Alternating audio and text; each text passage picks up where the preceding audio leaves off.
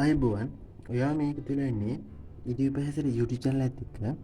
ඉතින් අපි අලුතින් වැඩ පටන් ගත්තා. ඒක තමයි ලේසියෙන්ම ලකුණු ගන්න පුළුවන් ප්‍රශ්න වෙන වෙනම එක දිගට O level ප්‍රශ්න සාකච්ඡා කිරීම වැඩසටහන. ඒකට අනුව අද මම සාකච්ඡා කරන්නේ ඔයාලට ලේසියෙන්ම පේපරේ ලකුණු ස්කෝර් කරගන්න පුළුවන් පාඩමක් වුණ නිර්මාණ පාඩම. මේ පාඩම ඉතින් ඕනෑම කෙනෙක් තෝරගන්නවා. ඒත් මේකෙත් ලකුණු ගන්න පොඩි දේවල් අපි අනිවාර්යෙන් කරන්න ඕන. ඉතින් අපි 2016 ප්‍රශ්නය සාකච්ඡා කරන ගමන් ඒවා මොනවද කියලා බලමු. ඉතින් මේ වෙනකොට ගොඩක් කට්ටිය ළඟ O level pass paper තියෙන නිසා මම ප්‍රශ්නය කියන්නේ නැහැ. කෙලින්ම කරගෙන යනවා.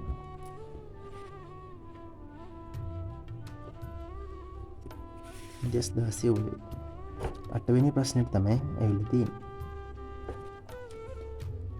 මුලින්ම තියෙනවා AB 6.5 සෙන්ටිමීටර් රේඛාවක් නිර්මාණය කරන්න.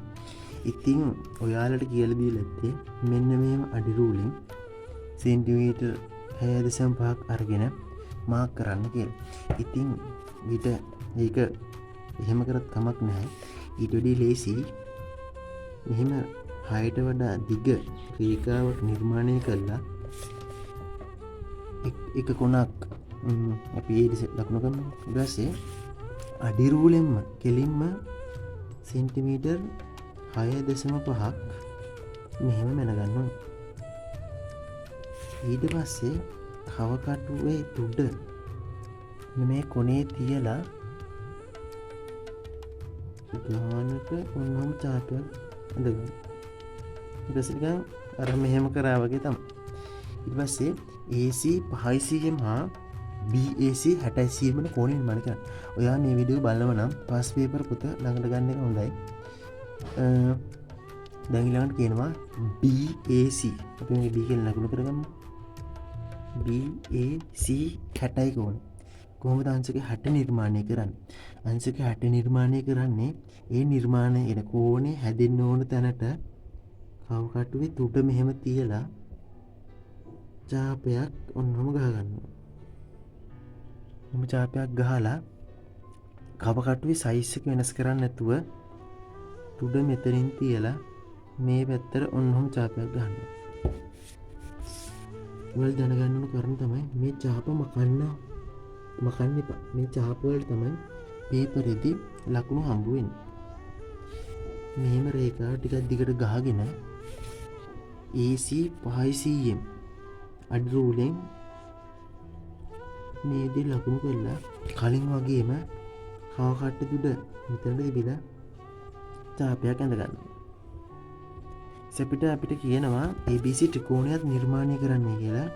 ඉතින් මම මේ දිගත් උන් යා කළා ගානට ත්‍රිකෝණය ඇති.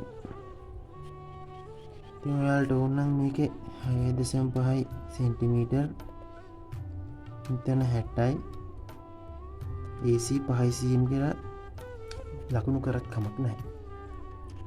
ඊට පස්සේ තියෙනවා BAC කෝණ හා ABC කෝණ සමච්ඡේදක නිර්මාණය කරන්න කියලා.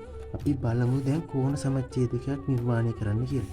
අපි මුලින්ම ABC කෝණ සමච්ඡේදය නිර්මාණය කරමු. ඒක කරන්න ඕන කෝණේ උඩින් ඔහොම කව කට්ට තියලා මෙහෙම චාපයක් ගන්නවා. මේ චාප ඉතා වැදගත්.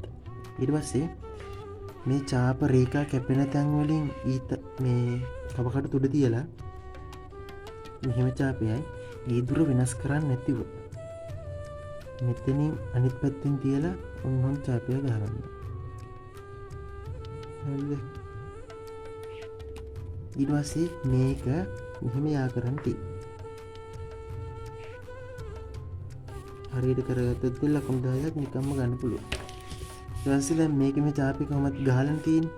ඒක නිසා තුඩ දෙපැත්තට තියලා උන්නම නිකම්ම චාප දෙකක් ගන්න තියෙනවා. ඊට පස්සේ මේ දෙක යා කරන්න තියෙනවා.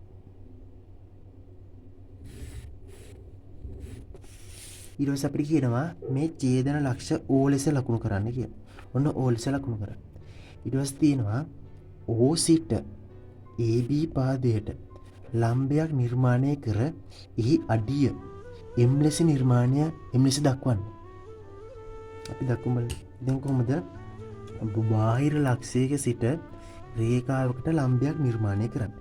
ඒකට බාහිර ලක්ෂයෙන් කවකට තුඩ තියලා අපිට නිර්මාණය කරන්න ඕන රේඛාවේ මෙහෙම ඡාප දෙකක් ලකුණු කරගන්න ඕන.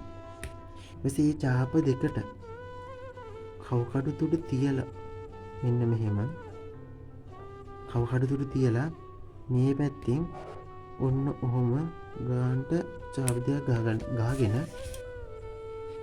මේක ඔන්නෝම යා කරන්න තියෙනවා. මෙතන අංශක 90. ඊට අපිට කියනවා ABC ත්‍රිකෝණයේ අන්තර්වෘත්තය නිර්මාණය කරන්න කියලා. මොකද්ද මේ අන්තර්වෘත්තය කියන්නේ? වෘත්ත වර්ග තුනක් තියෙනවා. එකක් තමයි අන්තර්වෘත්තය, පරිවෘත්තය, බහිර්වෘත්තය. ඒකෙන් අපිට මේ ප්‍රශ්නේ දීලා තියෙන්නේ අන්තර්වෘත්තය. අන්තර්වෘත්තය කියන්නේ වෘත්තයේ ඇතුළ නිර්මාණය වෙන එක. අපි ඒක දැන් වෘත්තය නිර්මාණය කරන්න ඕන නම් අරයක් ඕනනේ. මේක අරේ තමයි මෙන්න මේ අපි නිර්මාණය කර ලම්බේ. ඒකට කවකට ගානට තියලා අරේ මැනගෙන වෘත්තය ගානට නිර්මාණය කරන්න තියෙනවා. මෙයාට පේන වෙති මගේ මෙහෙම ගානට ආවෙන. ඒ කියන්නේ මගේ නිර්මාණය වැරදි. මේක වෙලාවට මම මේක හිතලම කරේ ඔයාලට ඒක පෙන්නන්න.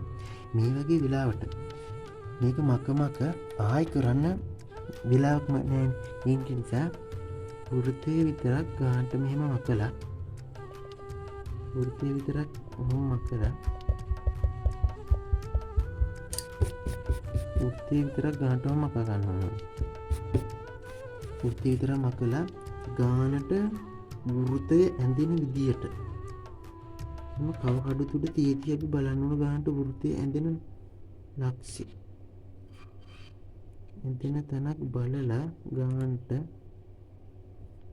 වෘත්තය අපිට ඇඳ ගන්න පුළුවන්. මොකද මේක මැන බලන්නේ නැහැ. වෘත්තයෙන් තමයි බලන්නේ. ඒ නිසා ගානට වෘත්තය ඇඳෙන ලක්ෂයක් හොයාගෙන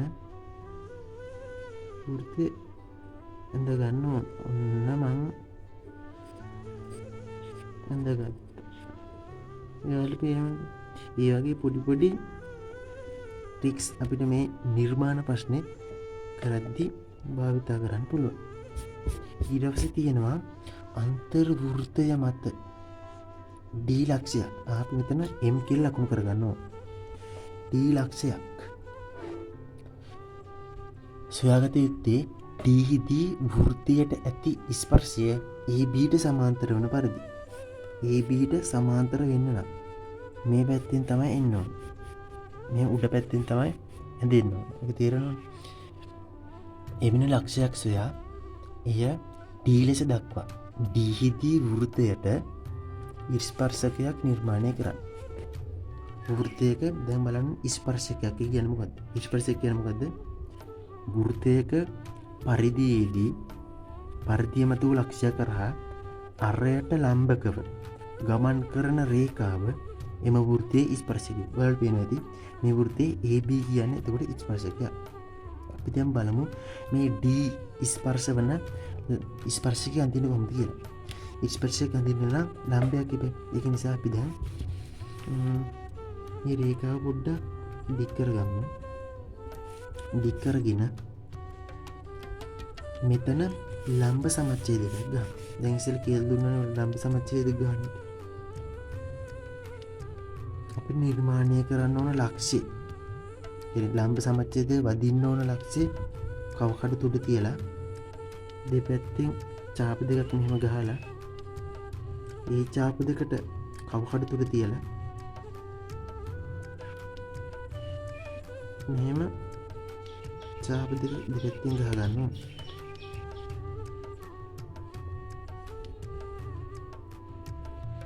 එසේ මේ දෙක යා කරාම වෘත්තයේ ස්පර්ශ වන මෙතන 90ක් වන ස්පර්ශක අපට නිර්මාණය කරගන්න පුළුවන්.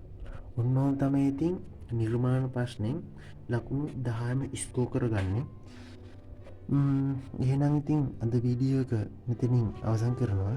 ඉස්සරහටත් මේ වගේ බලන්න ඕන නම් අපේ channel එකට subscribe කරලා එකතු වෙන්න.